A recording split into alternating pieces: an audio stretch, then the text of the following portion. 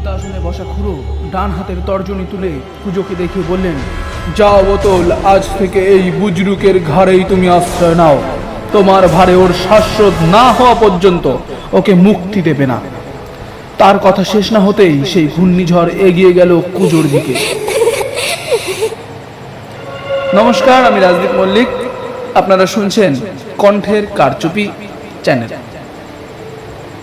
যারা এখনো আমাদের চ্যানেলটিকে সাবস্ক্রাইব করে রাখেননি তারা সাবস্ক্রাইব করে দেবেন, আর আমাদের গল্পগুলো ভালো লাগলে লাইক করতে ভুলবেন না। এখানে সমস্ত রকম গল্প আপনি শুনতে পারবেন, প্রেম, ভালোবাসা, ভয়, রহস্য এবং আরও অনেক রকম গল্প। চলুন শুরু করা যাক আজকের গল্প। আজকের গল্পের নাম বোঝা। লিখেছেন শুভময় মণ্ডল।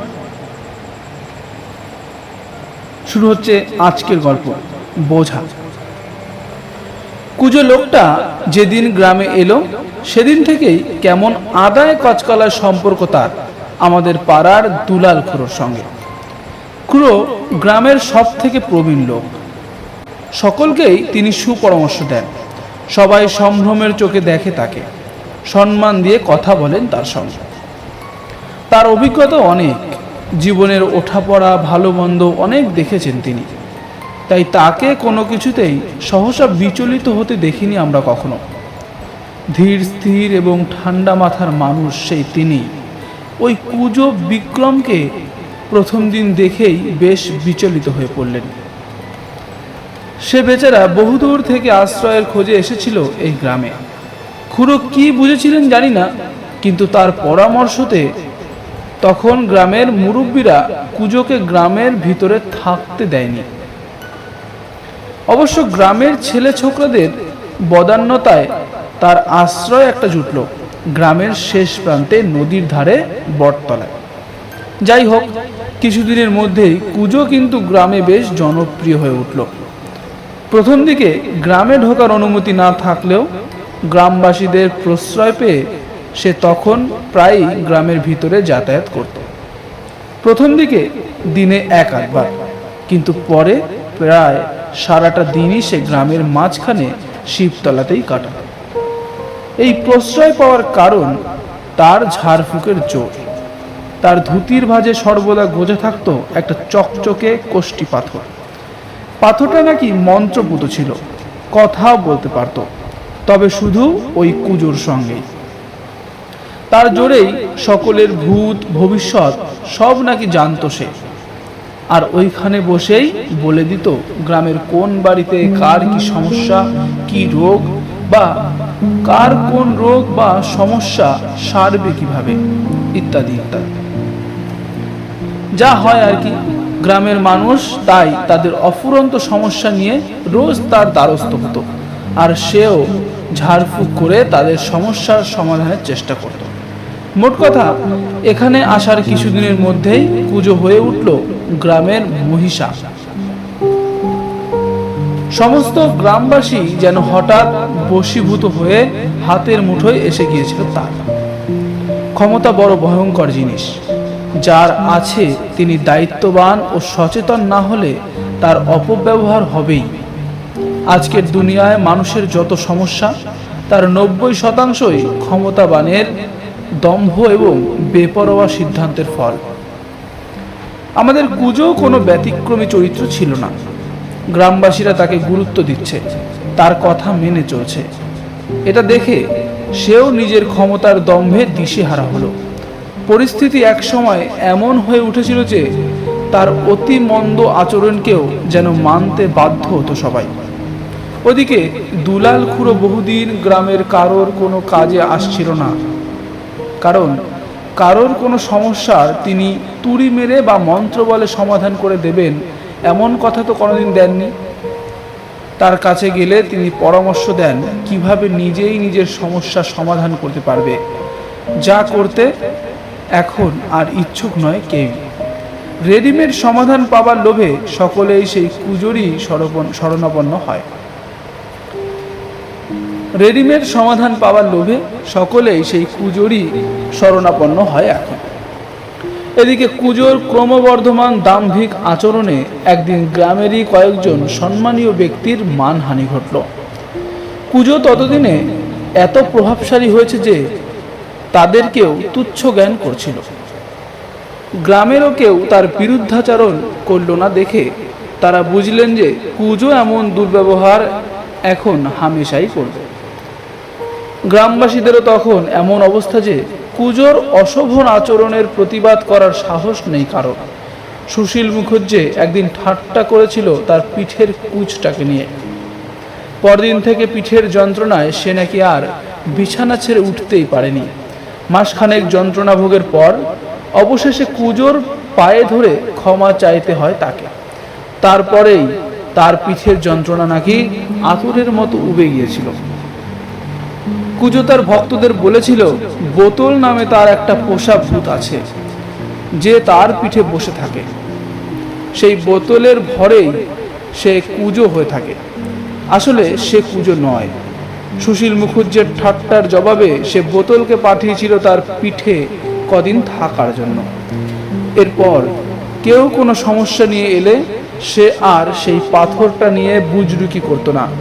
ঘাটটার পিছন দিকে ঘুরিয়ে তার পিঠে বসে থাকা বোতলকেই সরাসরি জিজ্ঞাসা করে নিত সেই সমস্যার সমাধান। লোকমুখে বিষয়টা চাউর হতেই কুজোকে রীতিমতো ভয় পেতে শুরু করে সবাই। যাই হোক, কুজোর থেকে অপমানিত হয়ে সেই সম্মানীয় ব্যক্তিরা গেলেন দুলাল খুড়োর কাছে। তিনি সব শুনে তাদের বললেন তাকে একবার তার কাছে নিয়ে আসতে। সবাইকে টুপি পরিয়ে বোকা বানিয়ে বশ করে রাখা কুজোর সব বুজরুকির পর্দা ফাঁস করে দেবেন তিনি। কথাটা কুজোর কানে পৌঁছতে মোটেই দেরি হয়নি। গ্রামের এক অশীতিপর বৃদ্ধ কিনা তার সব কাজকর্মকে বুজরুকি বলছে শুনে ক্রোধন্মুক্ত কুজো নিজের সব হিতাহিত জ্ঞান হারিয়ে তখনই গিয়ে হাজির হলো খুড়োর বাড়ি। এই গ্রামে আসার আগে কুজো আমাদের দুলাল খুড়ো সম্পর্কে ভালো মতোই জেনে এসেছিল, কিন্তু ওই যে বললাম ক্ষমতার দম্ভ বড় ভয়ঙ্কর, তাই সব ভুলে সে নিজের ক্ষমতা জাহির করতে হাজির হলো এমন একজন ওস্তাদের সামনে, তার গুরুও এক সময় যার শিষ্য ছিল। খুড়োর এই পরিচয়টা অবশ্য গ্রামের কেউ জানতো না। স্বেচ্ছায় এইসব কাজকর্ম ছেড়ে তিনি একজন সাধারণ মানুষের মতোই গ্রামে বসবাস করছিলেন। নিজের অথবা অন্যের প্রয়োজনেও তার সেই ক্ষমতাকে তিনি প্রয়োগ করেননি কখনো। নির্বোধ কুজো কিনা সেই তার সামনে এসে হম্বিতম্বি করতে শুরু করলো।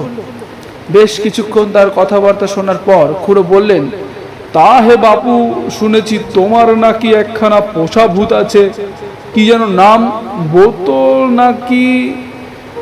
তুমি গ্রামের লোকদের বলছো সে তোমার ঘাড়ে চাপে আর চেপে থাকে বলেই নাকি তুমি কুজো হয়ে গেছো, এসব সত্যি? কুজো বলল, সত্যি কিনা সুশীল মুখুজ্জেকেই জিজ্ঞাসা করুন, তার ঘাড়ে তো চাপিয়ে রেখেছিলুম তাকে 1 মাস। খুড়ো ঈষৎ হেসে তার মুখ পানে চেয়ে বললেন, তেনাদের নামে এই যে বুজরুকি করছো, এর ফল কি হতে পারে তুমি জানো? গ্রামের সাদাসিধে লোকগুলোকে মিথ্যে বলে ভূতের ভয় দেখিয়ে কেন বশ করে রাখতে চাইছো? আমি হলফ করে বলতে পারি যে তুমি নিজেও কখনো ভূত দেখোনি। এই কথা শুনে কুজো তো তেলে বেগুনে জ্বলে উঠলো একেবারে। বলল, তাই? আমি ভূত দেখিনি? বুড়ো, এত সাহস তোর, তুই আমাকে অপমান করিস? দাঁড়া, দেখাচ্ছি তোর মজা। এখনই যদি তোর সর্বনাশ না করেছি তো আমার নামও। তার মুখের কথা শেষও হয় না, দেখি দুলাল খুড়োর সদা অর্ধ নির্মলিত চোখ বিস্ফোরিত হয়ে রক্তাভ আকার নিয়েছে। স্থির দৃষ্টিতে তাকিয়ে তিনি কুজোর মুখ পানে তার সম্মুখের শান্ত স্তম্ভ বায়ু যেন হঠাৎ করেই এক কালো ঘূর্ণিঝড়ে রূপান্তরিত হয়েছে। ঈষৎ কম্পমান তার ঠোঁট দুটো যেন অস্ফুটে কোনো মন্ত্রোচ্চারণ করে চলেছে। পদ্মাসনে বসা খুড়ো ডান হাতের তর্জনী তুলে কুজোকে দেখিয়ে বললেন, যাও বোতল, আজ থেকে এই বুজরুকের ঘাড়েই তুমি আশ্রয় নাও। তোমার ঘরে ও শ্বাসরোধ না হওয়া পর্যন্ত ওকে মুক্তি দেবে না। তার কথা শেষ না হতেই সেই ঘূর্ণিঝড় এগিয়ে গেল কুজোর দিকে। কুজোর বোধহয় তখনও হুঁশ ফিরল। নিজের ক্ষমতার দৌড় আর খুড়োর প্রকৃত পরিচয় স্মরণ হলো, কিন্তু ততক্ষণে বড্ড দেরি হয়ে গেছে। তবুও ষষ্ঠাঙ্গে খুড়োর পায়ে পড়ে সে ক্ষমা চাইতে লাগলো। ওদিকে সেই ঘূর্ণিঝড় ততক্ষণ দখল করেছে তার শরীর, আর সে চিৎকার করে নিজের প্রাণ ভিক্ষা চেয়ে আকুতি মিনতি করছে। খুড়োর হয়তো একটু মায়া হলো, তাই দয়া দেখিয়ে বললেন, যা বেটা, তোকে প্রাণে মারবো না এখনই, তোর পাপ তো কিছু কম নয়। লোকের একটু একটু ভালো করার অজুহাতে তুই অনেকের অনেক ক্ষতিও করেছিস। তোর সেই পাপের শাস্তিটা ভোগ করার দরকার। বাকি জীবন তুই এই বোতলের ভার বয়েই বাঁচবি। তোর শেষ নিঃশ্বাস না পড়া অবধি রোজ সেই ভার বাড়তেই থাকবে। যা, ভাগ এখান থেকে, কখনো যেন এই গ্রামের ত্রিসীমানায় আর না দেখি তোকে। তার কথা শেষ হতেই সেই ঝড় থামলো। বিধ্বস্ত চেহারা নিয়ে উঠে দাঁড়াবার চেষ্টা করলো কুঁজো। তার পিঠের সেই কুঁজ যেন বেড়ে 10 গুণ আকার ধারণ করেছে। কুঁজের ভারে আর যেন উঠে দাঁড়াতে পারছে না সে। কোনো মতে হামাগুড়ি দিয়েই সেখান থেকে পালিয়ে বাঁচল সে।